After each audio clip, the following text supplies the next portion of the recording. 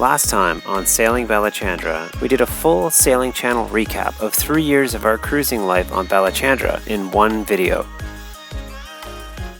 If you're new to the channel, hi, I'm Noelle. And I'm Dan. And we're Sailing Balachandra. We're just a couple Canadians sailing around the Caribbean, making YouTube videos, and if you like our channel and you want to subscribe, just go below this channel, look for the big red subscribe button, press that button. Hey guys, in this week's video I'd like to give you a little overview of some of the safety equipment we carry on Balachandra. We here on Balachandra are complying to the Coast Guard regulations for safety in Canada. We also have some items and procedures on board that are not required by the Coast Guard, but for our own safety we feel that they're important. We were planning a trip to Bermuda and we had outfitted our boat based on the Newport Bermuda race safety standards at that time. So we meet those requirements and that was good enough for us as we were planning that trip. We carry a lot of things on board for a lot of different situations. We want to be prepared if we got stuck in a really bad storm, if we had to abandon ship, if we have a fire on board, if we lose the rudder, all kinds of things could happen, and we wanted to be prepared for most of these pretty nasty situations. And so we made sure that we had all of that gear on board. As a caveat, you want to check with your own local Coast Guard for the port that you're registered with to make sure that you're fitting the requirements that they have for your boat and a boat of your size. In Canada, our Coast Guard is pretty thorough, and the requirement for safety equipment on board a vessel like this is pretty standard compared to what you would find internationally. So this may be a good guide for you, but you do want to check with your local Coast Guard.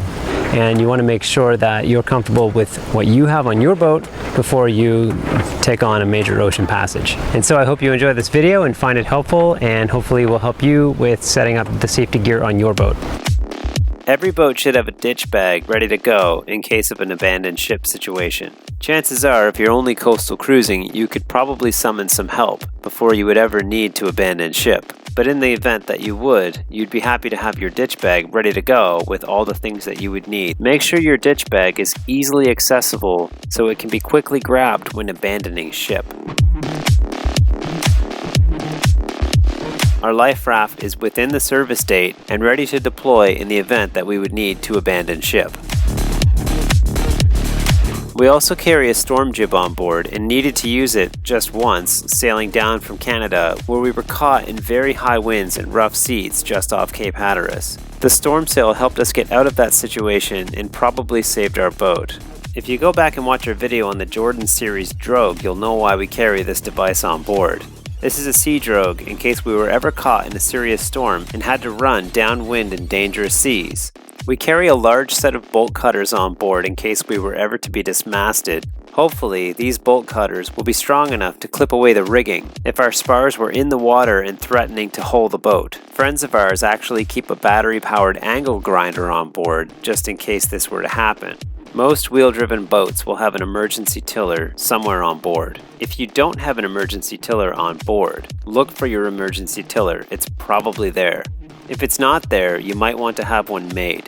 If the gears or cables going from our binnacle to our quadrant and ultimately turning the rudder were to break, our emergency tiller can be used to steer the boat. We keep it here in our aft lazarette, and we know exactly where it is in case we ever needed to use it. It almost goes without saying these days that cruisers ought to carry some digital communication devices. On Balachandra, we carry an ePerb. We also have a Garmin InReach. We have our cell phones, and we have an SSB radio so that we can get offshore weather either from Chris Parker or other weather stations. When cruising offshore, having long-range capabilities like satellite communication or satellite weather make all the difference. It also goes without saying that an ePerb is the #1 search and rescue item to have on board, as when deployed, your chances of being rescued are very high.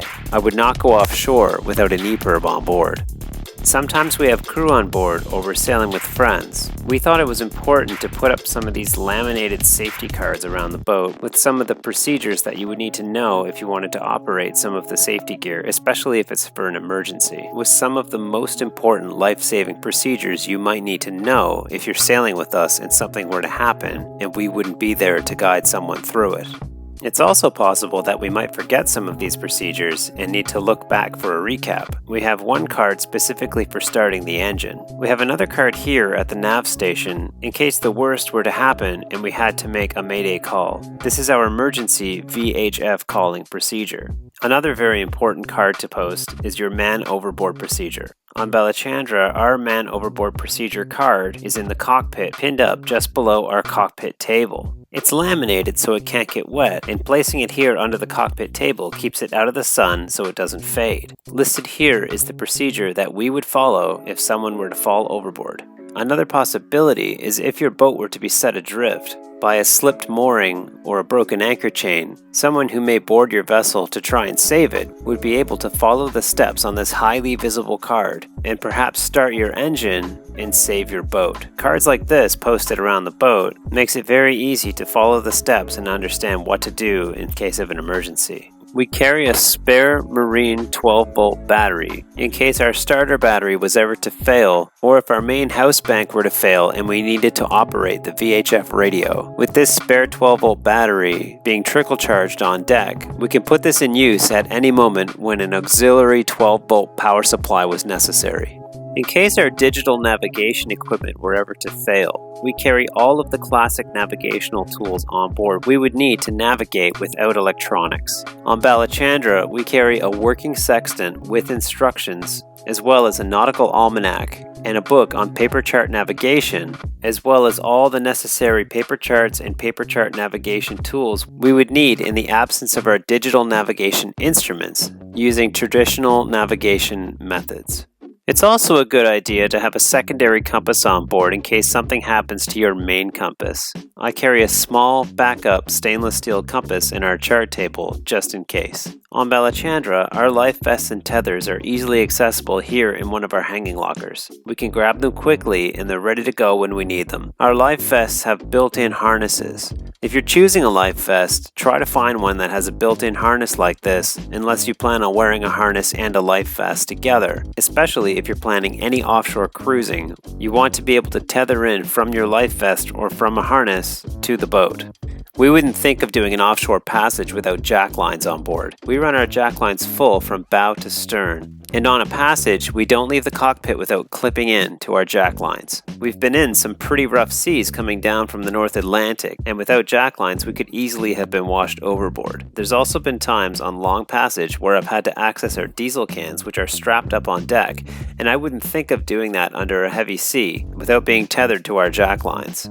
Not only should you have jack lines, but it's also a very good idea to have a clipping point somewhere around the mast. Most boats will probably have one there, and if you're not sure, check around the base of your mast and look for a place where you can clip your tether. Someone does have to go up to the mast from time to time. Lines and halyards can get tangled, and going on deck may be necessary for different reasons. Every crew member carries a sharp serrated knife when working on deck. In case of an emergency and rigging needs to be cut, you want to have a knife on your person which is easily accessible. This is a Man Overboard Pole, or MOB pole. We set up our boat using guidelines posted for the Newport Bermuda race, and an MOB pole is one of the items required for that race. When thrown overboard, the MOB pole acts as a flag floating in the water, which is much easier to see than the actual man overboard, who will be bobbing around between waves and difficult to spot. I think just about every vessel is required to have a life ring or a flotation device that can be thrown from the deck. Balachandra came with this life ring, and we've always had it installed here on the stern, ready to go in case someone were to fall in the water. Another great item to have on board is this really easy to grab throw rope. You tie off or hold on to one end and toss this bag out into the water. The rope deploys, and whoever has fallen overboard should be able to grab this quite easily. What's great is it's simple and it's fast. Another great use for this bag is it's quick to throw into the dinghy and take with you, and should be compliant with your local Coast Guard's regulations for having a man overboard device in your dinghy. We have a propane gas oven on board, and with that we are required to keep a propane detector on board in case of a propane leak. We also have an Espar diesel furnace on board, which burns diesel and as a byproduct emits carbon monoxide. The carbon monoxide is vented to the exterior of the boat, but if due to some accident the carbon monoxide were to vent inside the boat, it could be deadly. And because of this, we carry a carbon monoxide detector in our aft cabin to let us know day or night if we have a carbon monoxide leak inside the boat. We carry a foghorn on Balachandra, especially in Nova Scotia, Canada, where fog is very common. In fog, you blow this once every minute. So on Balachandra, we keep a foghorn and a spare foghorn in case we use up the first one. We've got another one ready to go. Balachandra carries a fire extinguisher in every cabin of the boat. In Canada, that is the requirement. We also have another fire extinguisher in our engine compartment that is triggered automatically by smoke. We make sure that all of our fire extinguishers are up to date and that the gauge is reading full on each one. On Balachandra, we keep a fire blanket in our galley. Just another great idea if we had a fire starting that we couldn't control. A fire blanket might just be the better solution over pouring water or even using a fire extinguisher. On Balachandra, we put together a very thorough marine first aid kit. We hand-picked first aid items that we thought we would need in a marine environment. The interior of Balachandra has many grab rails throughout the boat. We have this great pole in our galley we can grab onto, and as well another handhold all along the galley counter if someone is cooking underway. If you're going up and down the gangway, especially underway, we have several handholds to grab onto and bars at the top of the gangway. We know that there's almost this unlimited amount of safety equipment available to cruisers out there at your local boat store, to different suppliers around the world, and obviously we can't cover all of them. We're just showing you what we have on our boat, and I'm sure there's lots of things we could have and would want to have and maybe can't afford. Just make sure that whatever you do for your boat, that you're comfortable with it. I already know that we're going to have a lot of comments with suggestions for equipment and gear that's out there, then we know about them and we'd like to have them on board. There's a lot of new GPS electronics and AIS transponders you can put on your life vests.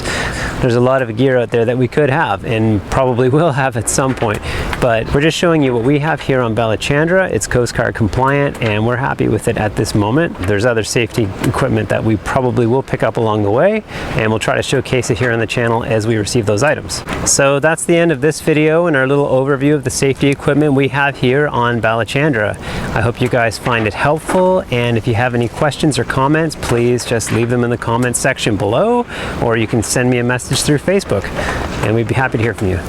Thanks for watching. If you enjoyed this week's video, please don't forget to hit subscribe and give us a like or a comment below.